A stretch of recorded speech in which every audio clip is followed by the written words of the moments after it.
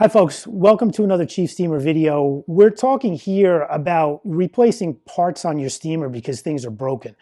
I know that's not what you want to hear, but unfortunately it's a fact.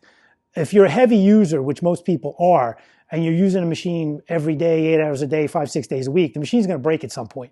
Now the thing is, what happens when it breaks? Nobody's happy, I'm not happy, you're not happy, the machine's down, production gets put off to the side, and you have a machine that can't operate, and we all understand how that works.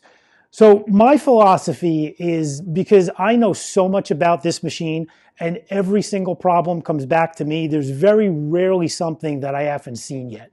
So when you give me a good description over the phone about what's going on with the machine, I can pretty much figure it out because I've seen it all. Now, we've done a series of maintenance videos to try and prevent the machine from getting to a certain point where you might have a pump problem, you might have a heating problem, you might have this problem, you might have that problem. Certain maintenance things, which we've covered in other videos, can prolong that, let's say. What happens if it does break, and what happens if you need a part? We're doing a series of videos on how to replace certain parts, what to do if something breaks to make it a little bit easier on you. My philosophy is I would rather send you the part. If you're mechanically inclined, a friend of yours, a relative of yours is mechanically inclined, most of the parts inside the steamer are easy to get to. We've designed the machine that way to be able to replace a part where I can send you the part, there's less downtime, I don't have a backlog of machines to fix, and some things are so simple that there's no need to send the machine to me because you're going to have to pay for shipping for the machine back to me whether it's warranty or not. The machine's going to get on my bench and I'm going to find the problem in 5 seconds, but I still have to fix it. I still have to rebox it. I still have to send it to you. That's more time. If I know what the problem is going in and I can send you a part, you're going to be able to replace the part and there's a lot less downtime. So that's why we've done some of these videos to show you how to replace some common things. And whether you think that's good or bad, that common things break on a steamer, so be it. I don't know what my competitors say about problems that they may or may not have with their machines, but again, a heavy use machine is going to break, and we try and stay ahead of that.